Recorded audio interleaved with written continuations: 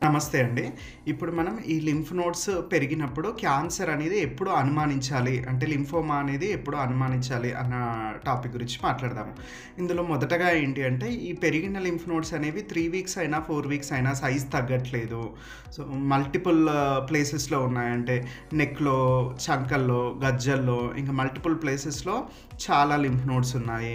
Next ఏంటి అంటే lymph నోడ్స్‌తో పాటు రికరెంట్‌గా ఫీవర్ రావడము, ఆకలి తగ్గడము, బరువు తగ్గడము ఇట్లాంటి లక్షణాలు ఏవైనా ఉన్నాయి.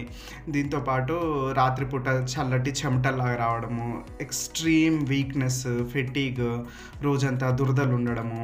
సో, ఇట్లాంటివి ఉన్నప్పుడు మనం ఈ లింఫ్ నోడ్స్‌ని క్యాన్సర్ లక్షణంగా పరిగణిస్తాము. దీంతో పాటు ఏంటి అంటే పెయిన్‌లెస్ అంటే నొప్పి లేని గడ్డలు యూజువల్‌గా మనకి క్యాన్సర్ అయ్యే అవకాశం ఎక్కువగా ఉంటుంది. సో, ఇట్లాంటి లక్షణాలు ఉన్నప్పుడు మీ దగ్గరలో ఉన్న హెమటాలజిస్ట్‌ని ఇమ్మీడియేట్‌గా కలవాలి.